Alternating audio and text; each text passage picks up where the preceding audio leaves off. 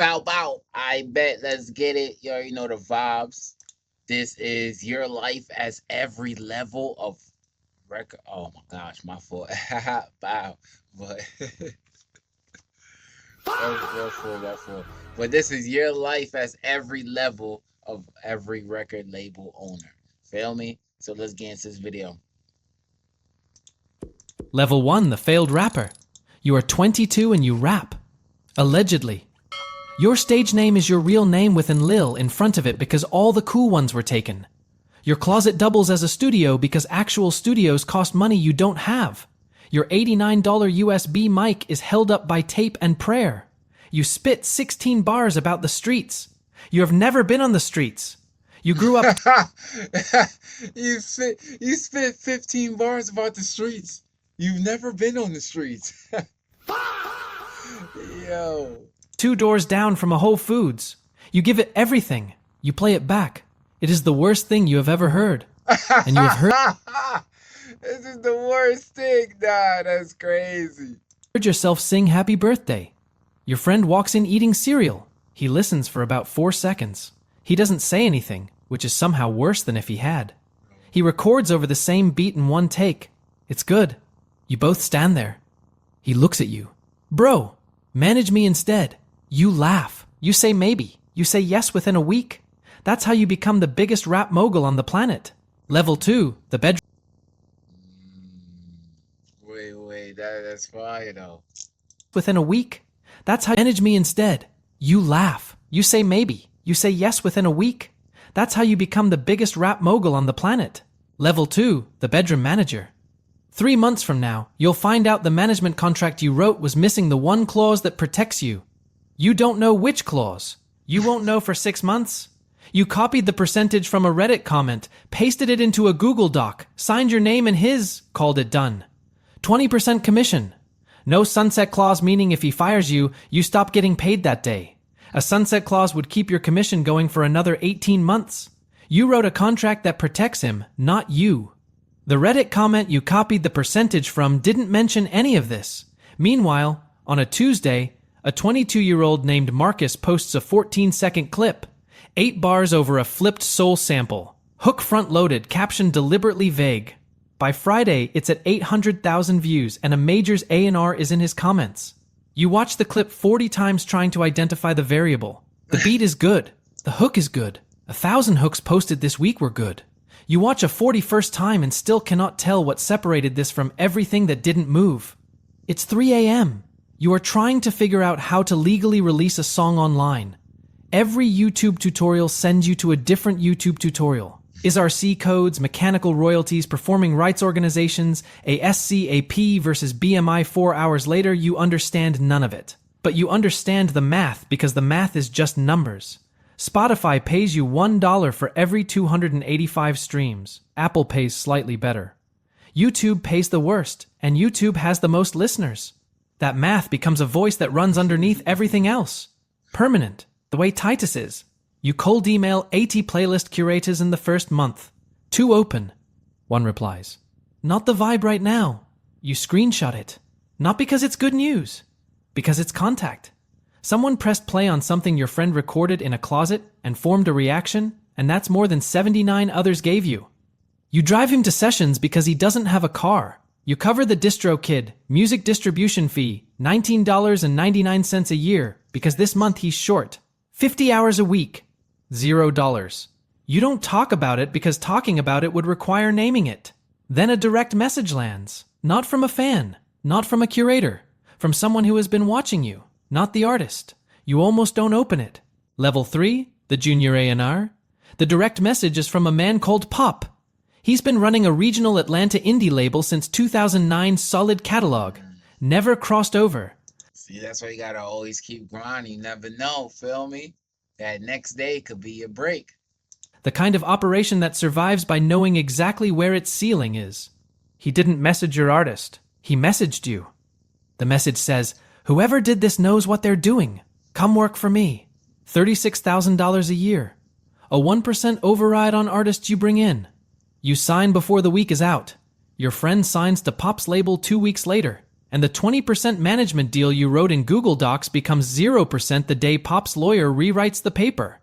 The lawyer catches the missing sunset clause in under an hour. You help negotiate the contract that ended your own commission. You don't bring it up. Neither does your friend. 3 weeks in, your first real negotiation. A major's business affairs team sends a term sheet with a recoupment clause buried on page 9 that would let them claw back tour support against streaming royalties the label funds the tour. The artist makes money on the road. The label eats those streams before the artist sees a dollar. Pop catches it in 30 seconds. You read the sentence 4 times after and still need him to point at it. Pop teaches the rest in fragments, not in lectures. Inside contracts on Tuesday afternoons while drinking the same coffee he's been drinking since 2011. Producer points run 3%, 5 if the producer wrote the top line.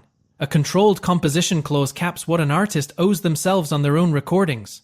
A sentence that sounds technical until you realize it means a label can contractually charge a songwriter rent on rooms they built.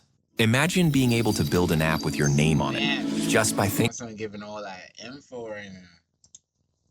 You know who got genuinely rich got rich on publishing. Not records, not streams, publishing. Then Marcus signs to a major for a reported $1.8 million. The number runs in 3 trade publications. Pop reads it once and puts the phone face down. Recoupable against everything, he says. He'll see $200,000 of that, Max. Half of it goes to the team that got him there. The headline is never the deal. 14 months in, you understand exactly why Pop is comfortable and exactly why he will never be free. The ceiling has a shape now. So does the door. Pop will never walk through it. You might. Level 4, the indie label founder. You give Pop 30 days notice on a Wednesday morning. You're starting your own label. He shakes your hand. He says he expected it 6 months ago. He doesn't fight to keep you, which tells you something. He doesn't offer more money, which tells you something else.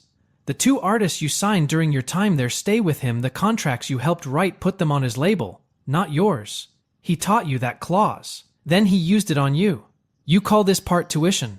$14,000 in savings. A limited liability company formed online for $89. A logo from a guy on Fiverr for $400, which arrives in 3 variants. The worst one is the one that works. A WeWork co-working desk at $290 a month. Sharing a floor with a startup that builds a dog walking app and a Pilates instructor who takes calls on speakerphone. This is your office. You tell people you have an office. 2 signings nobody else wanted. A 19-year-old from Memphis with 1 viral 8-second clip and no follow-up plan. A producer-rapper from Phoenix with 1,200 monthly listeners and a sound that fits no existing playlist category, which is either a problem or an advantage, and you won't know which for another year. Both sign 50-50 net profit deals. Generous by any industry standard. Affordable because you have no infrastructure costs yet, and no idea how expensive infrastructure gets. The release playbook you assemble. TikTok teaser 14 days before drop, snippet on day 7, pre-save link on day 3, Friday midnight Eastern Standard Time because that catches Asian evening and American morning in the same chart window. None of this is in a book. You assembled it by watching without being invited. Then Marcus does a podcast. A pull quote leaks within 48 hours, the kind clipped and shared without surrounding context. Indie labels, he says, are basically just guys with limited liability companies and a chip on their shoulder. He says it laughing. The clip moves through every label group chat in 36 hours. You read it once. You don't respond. You open a note on your phone and type his name at the top, not for motivation, as a record of who was in the room before you arrived. 3 weeks later, a Spotify editorial adds the Memphis kid to a 14,000-follower indie hip-hop feed. 80,000 streams in 2 weeks. The dashboard, which you check 30 times a day, moves in a way you didn't will it to. Pop calls, not to congratulate, to warn. A distribution company has been asking around. He doesn't have to do that. The fact that he does stays with you. A 310 number rings on a Thursday afternoon. You almost let it go to voicemail. Level 5, the partnered label owner. You answer. The pitch arrives at a hotel bar in Midtown over drinks you don't touch because you need to remember every word. 80-20 in the artist's favor. A $250,000 marketing fund per release. Recoupable only against that release. Nothing else. That last part matters more than the percentage. Cross-collateralization is the mechanism that has ended more independent labels than bad music ever has. It's the clause that lets a label recoup losses from one project against earnings from another, meaning a hit can be financially invisible for years while it pays off a miss you made 3 records ago. Avoiding it isn't a negotiating point. It's the entire point. You hire a music attorney at $450 an hour to read the paper before you sign anything. He finds 2 places where the language softens what was promised at the bar. Both get fixed. The deal closes in 10 days. The Memphis Kid's single jumps to 4 million streams in the first month. The distributor pitches it to Spotify's editorial team. It lands at number 28 on Rap Caviar. Rap Caviar has 16 million followers. The dashboard, which you have checked 30 times a day since you opened the limited liability company, starts moving in a way that no longer requires you to will it forward. The first real check clears on a Tuesday. You drive to your mother's apartment that evening, sit at her kitchen table, and pay off the $11,000 in medical debt that's been sitting in her name for 3 years, accruing interest at a rate she never mentioned to you because mentioning it would have made it your problem, and she didn't want it to be your problem. You pay it off before telling her. She finds out from a credit bureau letter 2 weeks later. The conversation after is brief and quiet and worth more than the number. Then Marcus's manager Yo, that's that. Yo, oh man, oh man. Everybody that's watching just now caught the chills because they know that's what they about to done or done already. What? messages you. Marcus wants a feature with your Phoenix artist. No budget, the message says. Just for the look. You read it twice. The ask is structured to sound like an opportunity being extended downward, which tells you everything you need to know about where he thinks you're standing. You decline. The reply takes 4 minutes to write and 40 minutes to phrase, so it sounds like nothing. He responds with 1 word. Interesting. You don't sleep well. This is your brain when you're struggling to focus. Bro said interesting. Yo. For the reason you should. A larger major sends a joint venture offer the following month. 91 pages. Your attorney reads it over 2 weekends. By page 38, he finds it. The advance is recoupable against the entire catalog, not just the joint venture releases. Cross-collateralization, dressed in acquisition language, wearing a different name. You decline. You sign with a fund partner instead, not a label, not a joint venture. A fund at 75-25 in your favor with a clean exit at 36 months. Everyone signs eventually. The trick is knowing which contract you're actually signing. The clean terms feel like a victory. They will not be the last contract you sign. Level 6, the chart label owner? You're in a lift in Brooklyn on a Saturday, windows down. The driver is running his own playlist through a Bluetooth speaker zip-tied to the dashboard. The song comes on mid-chorus. Your Memphis artist's voice. Your label's release. He doesn't know it's yours. He doesn't know who you are. He reaches over and turns it up at the drop because he likes the drop. He asks if you've heard it. You say, yeah, it's good. You leave a 5-star tip. You walk to the door without saying who put it out. That is the moment. Oh,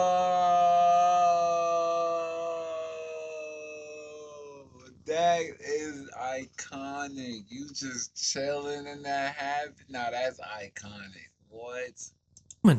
Not the chart, not the pitchfork score. A driver who chose the song without an algorithm choosing it for him. That is what it sounds like when something has actually gotten out into the world. The single crosses 200 million streams. The number stops feeling like a number around 80 million and starts feeling like whether something you exist inside. The boss, man, Phil, he's still moving like a boss, like, yo, it's lit, it's lit. I mean, the Memphis artist probably like, going crazy right there. Yo.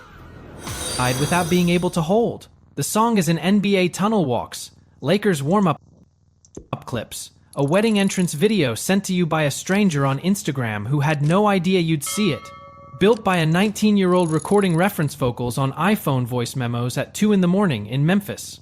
Pitchfork runs a 7.4. Complex puts you on a list of 15 indie label heads to watch. You read both more times than you'll say out loud. The royalties from 200 million. Let me see what you're saying, bro. Yeah, bro, I stream daily, bro. You watching this vid with me? Streams arrive in approximately 9 months, minus the distribution split, 20% off the top, minus $180,000 in marketing recoupment, minus a $40,000 sync advance you took 8 months ago and briefly forgot existed. The song is everywhere. The money is theoretical. Everyone who has been here before you already knew this. Nobody told you. Then Marcus appears on a podcast with 2 million downloads per episode. He uses the phrase the indie movement we're building. Same man who said indie labels are just guys with limited liability companies 18 months ago. The host doesn't push back. Nobody in the comments pushes back. The note on your phone gets a new line. 3 majors call your top artist manager in the same week. 2 of those calls are in direct violation of an exclusivity clause in your distribution agreement. Your attorney flags the breach on a Thursday afternoon. He uses the word clock. He means it literally. You buy your mother a car. Used, certified pre-owned, a Lexus, cash. She protests for 90 seconds. She stops. 1 weight removed. There are others. You know where this is moving and you hold on to that, because the room you're about to spend most of your time in won't make it easy to remember why you started. The clock is running. The room you're about to walk into doesn't care that you built what got you there. Level 7, the joint venture partner. The 10 a.m. session on your calendar was booked by your A&R. You didn't agree to it. You found out 2 days ago. The brief arrived by email the previous evening, a reference track, a key, a tempo, and the instruction to make it yours but keep the energy. The reference came out 11 months ago. It sounds like something you could have made 2 years ago, before the joint venture, before quarterly reviews, before the major started sending reference tracks at all. The session engineer sets up without looking at you, not rudely, efficiently. You are the service. He is the service. The artist is 50 minutes late and spends the first hour on FaceTime with his stylist, phone propped against the studio monitor. The call audible across the room while you build the beat he will later claim partial credit for. By the time he turns around, the track is already better than the brief deserved. He listens for 20 seconds. He says he's going to change it. He won't.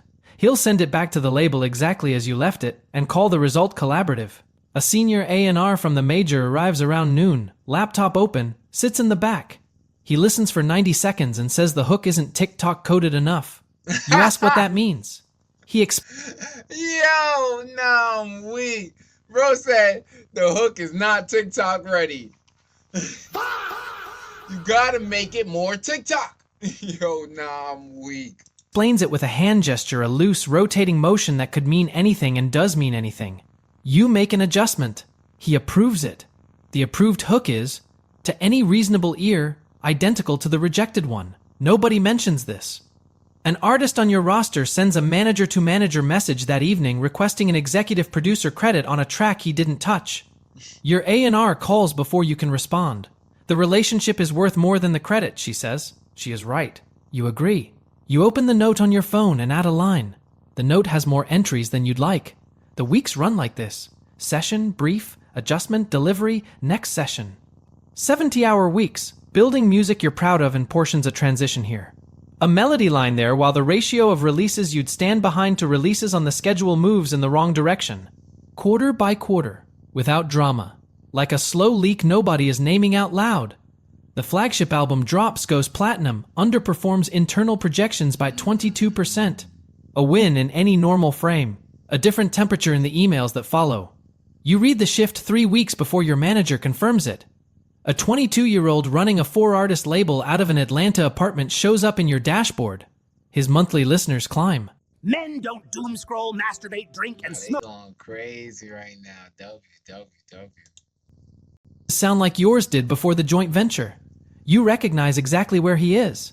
Exactly what the room is about to do to him. Nobody warned you either. The warning wouldn't have mattered. The room teaches you itself. The renewal lands on a Tuesday. Level 8, the label chairman.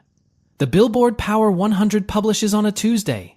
You are number 67. Pop is 194. Marcus's label is 54. You sit with those 3 numbers for a moment. Then you text Pop. He replies in 2 minutes. Told you, welcome. That's the whole message. You read it 6 more times than you'll admit. At the ceremony, you think about the Manchester Direct message from 2019, the kid who wrote that the song got him through finals. 5 words under a SoundCloud track, the first sign that something you released had reached someone you would never meet. His Instagram hasn't posted since 2022. You hope he's okay. You don't say this in the room because there's no way to explain it to someone who wasn't waiting for it the way you were. The plaque is heavier than expected.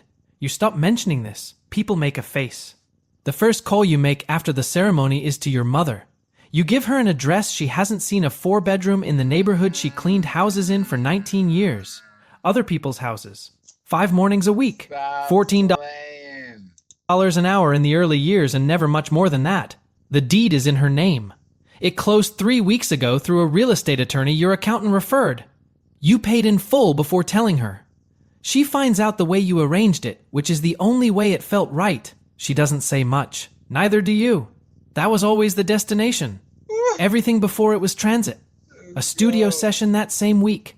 You're across the console from an artist whose poster was on your bedroom wall at 16. You keep the cognitive dissonance off your face. It doesn't change what gets made in the room. The joint venture renewal lands 2 months later. Your attorney reads the draft over 2 weekends. 3 improvements are real.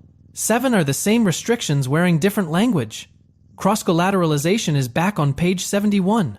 In a subordinate clause inside a paragraph about marketing fund administration, exactly where you'd hide it if you were them. You negotiate it out. You add a hard cap on cross-collateral, full master ownership on all new work going forward, and a 36-month exit window with a buyout clause you draft yourself. Not freedom, a better arrangement. The signatures take an hour. A handwritten note arrives from Marcus with a bottle of bourbon. Congratulations on a remarkable run. Addressed to a version of your name nobody who knows you has ever used. You put both in a drawer. You don't open the bourbon. The note on your phone, the one that started with his name at the top, gets one final entry. Then it closes. The drawer stays shut. Level 9, the music mogul. Tuesday. Nothing on the calendar. 19 artists. 41 employees. A publishing arm. A sync division. A distribution agreement that... I start going crazy now. This is when you at the top. Like, stop playing. You're not even at the top, but you at the top. Other independent... You see what bro's saying? ...labels now sign under yours. The first Tuesday in longer than you can place, where nothing on the schedule requires you to be anywhere. You sit in the studio and listen to what the silence sounds like, which is something you haven't done on purpose in years. The major wants next year's projections by Friday. The number assumes 22% year-over-year growth. Growth assumes you sustain this pace for at least 5 more years. 5 more years assumes the version of you that started this in a WeWork desk next to a Pilates instructor is somewhere inside the version sitting here now. Still willing. The number does not feel like space. It feels like a sentence with no exit clause. You watch what happened to the people who came up alongside you. One pivoted to running a sync library, quieter, less visible, posts twice a year, seems genuinely at peace with the trade. One burned out publicly, the kind of burning out that generates think pieces about the industry's responsibilities to its artists. His name still appears in those pieces, he probably doesn't read them. One named Kev, the older brother of your Memphis artist, who used to sit in on early sessions and said one day he was going to start his own label too. Just stopped. His SoundCloud is still up. Last upload, November 2021. Nobody wrote about him. The quiet exit doesn't generate content. Then Marcus does a complex cover story. The headline is, How Marcus Built a Movement. Inside, he uses the phrase, the culture we cultivated. He places himself inside work he had nothing to do with, in language that requires no acknowledgement of who actually built it. You read it once. You don't respond. Your team doesn't respond. The note on your phone is already closed. That's the only power left in that transaction. In the corner of the studio, there is a box you've been meaning to unpack since you moved in. The $89 USB mic still held up by tape and prayer. The 16 bars you wrote at 22 about streets you'd never been on. Your friend's first hard drive, the one with the demo that started everything. You set up the mic. You open a blank session. Not for the major. Not for the projections deck due Friday. Not for Marcus, or the Power 100, or the 22%. 40 minutes. One moment where every element is in exactly the right place and you know it before you can explain why. You haven't felt that in a session room with a brief and a reference track and a man in the back with a hand gesture that means nothing. The mic is still here. The feeling is still in it. You did not become a rap mogul because you were good at rapping. You became one because your friend needed someone to handle the upload and you were already in the kitchen. The closet is still here. So is the work. If this one stayed with you, like and drop a comment where you're watching. Nah, WWW. You already know the vibe. That was fire, man. Fire, fire, yo. I'm not even gonna lie. You see what he was doing at the moment? He was like, yo, a couple people was stopping to achieve it while he achieved it, feel me? So that goes out there, like you gotta keep shooting for your dreams, feel me? Keep going for it no matter what. Like no matter what. But you already know the vibes. Smash that like button. Comment your thoughts, your facts, your opinions. Hit that post notifications so you can keep subscribed with all that updates. You already know the vibes. Hit that subscribe button. You know the vibe. Turn on post notifications. I messed up the outro, but you already know the vibe. If you rock with me, I'm rocking with you. See you guys in the next video. Bow. And let me know if you like no intro.